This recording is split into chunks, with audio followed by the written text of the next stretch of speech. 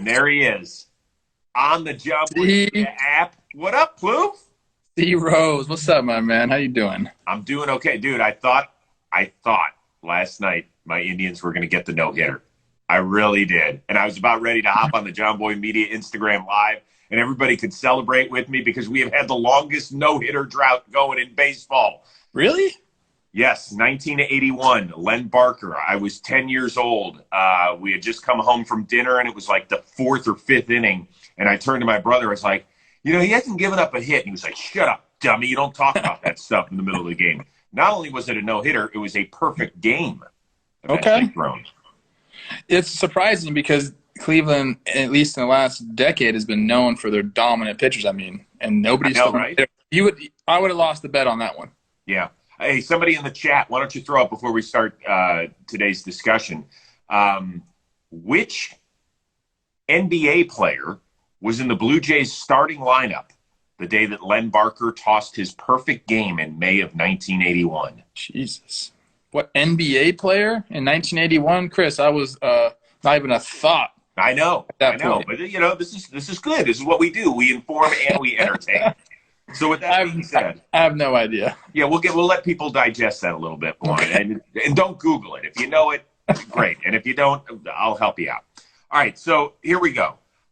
Which streak is more likely to continue today? The Mets' 7-game winning streak. They're in Tampa to face our buddy Tyler Glass now, or the Royals' 11-game losing streak. They play 2 in White Sox land. Mets fans already hate me, and I wish they didn't. I like their team, but, yesterday with the DeGrom thing, and, I might have said some things about the Mets in the past, so they get really mad at me. I was going to say the Mets because, Glass now in Tampa, it's a tough place to go play. But then I realized that the Royals are playing a doubleheader, and I know they're facing Giolito and Kopech today, but it doesn't matter. It's very hard to sweep a doubleheader, even in these 7 innings. So right. I'm going to go with the Royals ending the 11-game losing streak today. Well, I think that's going to happen. They will end a 12-game losing streak. 12-game. Yeah, I think Giolito's going to win. Yeah, I do. Exactly. So I think that'll happen. I think Glasnow will pitch great. He has really pitched well. And even in games where he's given up some homers, like last weekend in Oakland, he gave up a couple of big flies. Earlier this year, I think against the Blue Jays, this is what I love about Glasnow's game and how he has stepped it up. He hasn't completely unraveled. He's ended up giving up maybe 3 runs in 6 innings. That's when you see a guy developing into an ace. When he doesn't have his ace stuff, but he gives you 6 solid innings still, and he fights his way through. How many times have we seen a guy go sideways and he ends up giving you 2 2/3, and then your bullpen's shot?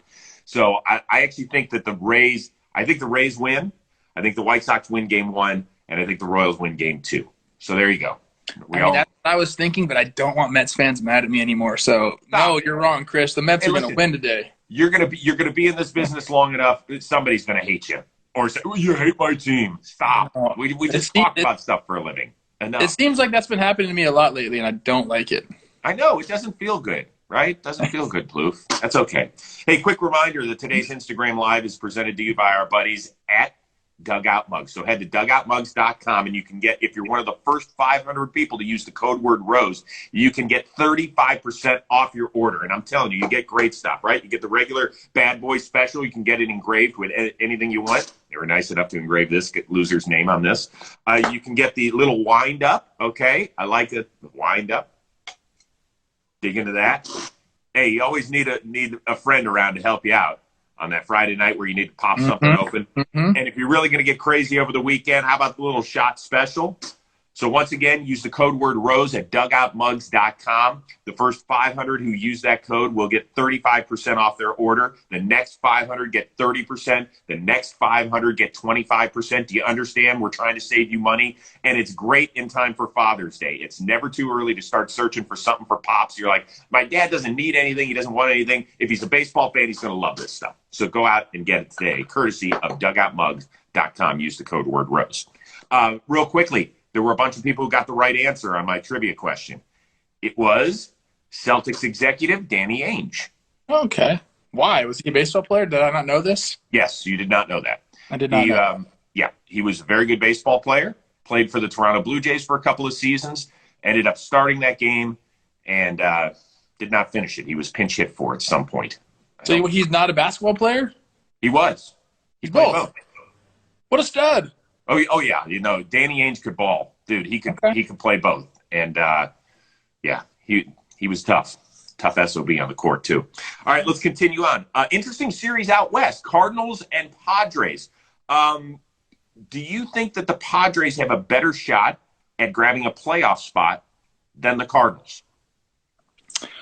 I think they both are in line to grab playoff spots, but I do think the path to the playoff spot's probably a little easier for the Cardinals. Okay. They are going to be battling the Brewers all year long. We'll see if the Reds can muster up a fight. I think Chicago is not going to be in there. We've talked about that before. The Padres, on the other hand, they got the Dodgers going, who I think are going to be, they're going to be who the Dodgers are by the end of the season. And it seems like the Giants are for real, dude. Do you believe in the Giants? I don't want to, but how can you not? Like what they have done offensively in 2020, and then they've carried it over in 2021. That doesn't get talked about. Like we talk about, they developed some pitching, they got some guys on a 1-year deal, and they've done well. That's great. Their player development, and I got made fun of when I talked about this on Talking Baseball. They've done something. They're teaching something right there because the bats have turned around. They're here to stay. They're top 7 in both ERA plus and OPS plus. Mm-hmm. So I can't discount them anymore, man. Like I kind of want to. Maybe that's the old Dodger fan in me. But I think, 2 contending teams ahead of you is tougher than 1. So I'm going to go with the Cardinals have the easier path. Yeah, I kind of laughed at myself for creating that question because I was like, no. The Padres definitely have an easy. And then I went, maybe the Cardinals do because I still believe in the Brewers. I still think they're going to get it. Remember, they've gotten nothing out of Christian Yelich this year at that point, right? He's been all banged up. He's got 1 extra base hit, I think. At some point, he's going to get back. And I think he's going to get back to the old Christian Yelich instead of last year's Christian Yelich. I'm with you on the Cubs. I think the Cubs are going to be sellers. And I actually still think the Giants are going to be sellers. I think they've had an amazing start through the first almost 40 games of the year. I just don't think that they have enough to make it all. Plus, they're relying on a lot of veterans, including some guys who have had health issues. Dude, you just had Longo on your show, and he was like, I will talk to them about adding. Maybe they won't listen, but I'm going to go talk to him. He's very convincing. I've seen him do it before. I don't doubt it. But I think Farhan Zaidi came in with a plan, and I think he's going to stick to it. And I think this offseason he's going to spend money, and I think that he has revamped his farm system. But it's going to be really interesting. They have so much payroll flexibility. Why wouldn't they go for it this year? They don't need to, they don't need to add. They're not going to get crazy prospects for those guys. So why not go for it this year as well? You could, but I would go for a guy who is more than a rental. I would actually go, if you're going to do that, I'd find somebody that I could give up some people for and feel like I could build around him if he's got a decent contract. Sure. Okay, we can talk about that somewhere down the line. Okay. We almost had our 5th no-hitter. Almost last night. Zach Plesac was so good. But the 4 guys who have thrown 9-inning no-hitters this year, sorry, Mad Bum, I count it, Plouffe counts it, baseball doesn't count it for some reason. So the 4 guys that have thrown no-hitters this year all go Friday, Saturday, or Sunday. Who is going to have the best performance out of Musgrove, Rodon, Miley, or Means? This is barring that he's healthy because he has a little bit of back tightness, a little hamstring stiffness. I'm going with Carlos Rodon. The guy has been on another level. I think Means is a very good pitcher, and over the long haul, I think I would take a guy like Means, but he is facing the Yankees. I think the Yankees are kind of like figuring some stuff out right now, and Rodon's going up against our Royals. I feel bad for talking so much crap about the Royals today, but Rodon is just – what's he got right now, Chris? A 0.5? Yeah, 0.58? Like the guy's doing it. Like he's always had the stuff. But he's figured it out, and he's putting together just incredible games, game after game after game. So the Royals are facing – the White Sox pitching is crazy. Yeah, you got Gio, Kopech, and then you got Rodon coming, and then you got Lance Lynn too. Okay. And Cease is throwing the ball okay. And Cease is nasty. Holy. Yeah. So there's a couple of guys that have really good numbers off of Rodon, Whit Merrifield, Carlos Santana. both a lot of at-bats because obviously they've played him in the American League Central a ton. So maybe that, and at some point the Royals are going to hit. They're too good. Like Hunter Dozier's 0 for his last 30. I know he's not a batting champion, but he's not over 30 bad. Something is going on. They're going to turn it around at some point this weekend. I wouldn't want to be the White Sox pitcher that is on the mound when it happens. I don't know. You know what? I had good numbers against Aaron Nola, and when I went over to the Phillies, someone brought it up. We talked about him, and he goes, "Oh, when did we face each other?" That was before I was good. That's what Rodon is thinking. Okay, goes, that's fair. It's up before I was good. I'm good now. That's a good excuse.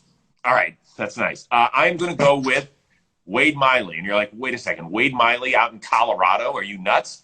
Well, if you look at the Rockies' overall numbers, and maybe this is before the Rockies got good, they hit like 144 against him with a below 600 combined OPS. I think Story's the only one that's taken him deep. So I like Miley out there. You know how nuts it can drive you as a hitter when a guy is throwing slowest. And It feels like that's what he does, plus hammering that cutter. So I like Wade Miley. I'm going to ride the Wade Miley train for a little while. Let's do a little friendly wager on it. How about a $5 wager on Rodon versus Miley? Ooh, better step. $5. $5 whole bucks. I thought maybe it was going to be like a meal at IHOP or something in the Valley.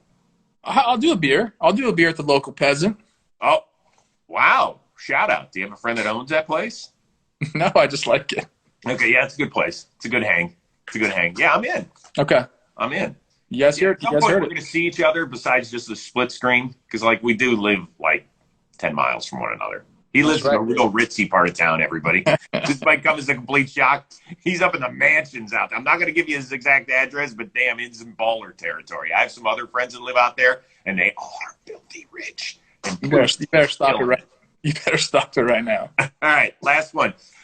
I'm going to audible a little bit on you. We know it was Jarred Kelenic's debut last night. And first of all, he looks the part. He was walking up in his first at-bat with so much swag. And then I saw on social media, did you see what his girlfriend got him? The shoes? I sent it to you right before he went. The shoes were custom-made cleats with the area code from where he's from in Wisconsin and his game number. And also, they are just – go find them. They're amazing. I'm going to go look it up. I'm going to look it up for sure. And did you laugh, though, of the post of the Robinson Cano fan who had his 22 Mariners jersey, and it didn't just say Cano, it said, "Thank you, Cano," on top of it. Did you laugh when you saw it? It's pretty funny, and it's actually shocking to me that happened. And then are there Kelenic jerseys already available? There has to be Kelenic jerseys available already, right? In Seattle, such a big deal. There's got to be. There's got to be, right? But it was pretty funny, and I think, look, if you're going to thank Cano, you got to thank who was it, DePoto? Yeah. Who did it? Who did the deal? Yes. So you should have wrote that, and also DePoto. And also DePoto. Yeah. Yeah. It is. I think it's interesting to see Mets fan Twitter right now because they're all like, "Oh my God, this guy is just going to make us rue the day that we made that trade." Hey, listen, if Edwin Diaz is standing on the mound and he's clinching a playoff berth for you at the end of the day, then you can't really argue about it. I'll listen to the Cano stuff. I get it. But Edwin Diaz he was really good last year. If he helps you get to the playoffs, helps you get to the playoffs. And trades are trades, man. Like we talked about yesterday, be happy with what you have. People always get mad. I was part of something similar to this. The Twins traded Wilson Ramos over to the Nationals for Matt Capps. And we needed, clearly after Mauer left the catching position, we had a void there for quite some time. So people were mad about that. But Matt Capps got the Twins to the playoffs. Sure did. In 2010. So, there's a give and take there. And, again, life lesson for everyone. Just be happy with what you have. Don't worry about what anyone else has. And guess what? Stop. That's no fun. Kelenic went 0 for 4 yesterday, so everyone's cheering in freaking Mets land. Nice. By the way, I'm going to stop you. Kelenic. He even came out and he said, listen, it looks Kelenic.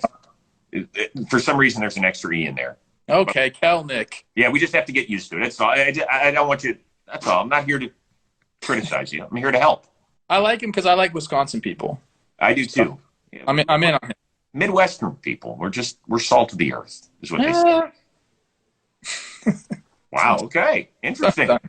Offline discussion. All right. Before we go, what do you have working on JOMBOY Media today? You got a little talking baseball? Running right out to the studio to do our series recap at 9 o'clock. We're going to be talking about all the games that just happened, and then we'll talk a little bit about the games that are coming up. But that's it, man. Then we got the weekend. What about you? What you got? I'm wearing this not in honor of our buddy Jake, who sucks. I'm wearing it because Stephen Vogt is. I'm taping that program today, and so I've got some great stuff. For people that remember seeing him on Intentional Talk, like his interview on that show is the reason that he ended up having a bobblehead like this. So we're going to take a little stroll down memory lane and his old Chris Farley / Matt Foley impression that he did. And also, he started his career. We just talked about Hunter Dozier being in an 0 for 30 slump. He started his career 0 for 32. Yep. Oh, Plouffe, what would have happened to you if you had started 0 for 32? Honestly, it's crazy to think about, and I've had this discussion with Voter before. The mental toughness that it takes to break through that. Because it wasn't over just like a week. That's over sparingly playing and then doing all this stuff. So it lasted a long time for him. And for a guy that wasn't drafted high and kind of like scraped and clawed his way to the big leagues for it to start out like that, very tough. But now you look at him. I think he's a 2-time All-Star. He's still going. So it obviously all worked out for him, and that's just a testament to how much he has believed in himself the entire time and the support system around him. So it's to answer your question, I don't know what I would have done because I don't think I was as mentally tough as Steven. Right. And somebody just put in the chat, hey, didn't Bregman start 0 for something? Yeah, he did. He was also the number 2 overall pick. Yeah. And was a kid when he got up there. The difference is Stephen Vogt, when he got up to the bigs, was like 27, 28 years old. And as you mentioned, he was just hanging on for dear life. And the fact that they hung on to him that long, they could have said, hey, listen, dude, you're not cutting it. We'll see you. And it could have been it. He could have gone back to doing whatever he was going to do in the next chapter of his life. He fought through. And as you mentioned, here we are 10 years later, basically, and he's still doing it, which is awesome, which is really cool. You got to give credit to the Rays for sticking with him, right? Yeah, well, then he ended up going out to Oakland where he got his first hit. Yeah, he never actually got a hit with the Rays. That's so true. I totally forgot that part of it. You're right. It wasn't even the Rays. So never forget what I just said. Yeah. Go so Oakland. That episode's going to drop on Monday. I'm telling you, it's going to be one of the best ones yet. He's an awesome dude and a great storyteller. A great storyteller. Yes. All right, guys. Everybody out there have a good, safe weekend. Be good to each other, as Jerry Springer used to say. Take care of each other. That's right. And Plouffe, have a good talk in baseball. Say hi to the boys for me, okay? I will. All right, everybody. See you guys. Don't forget about dugoutmugs.com. Use the code word ROSE. Thanks, everybody.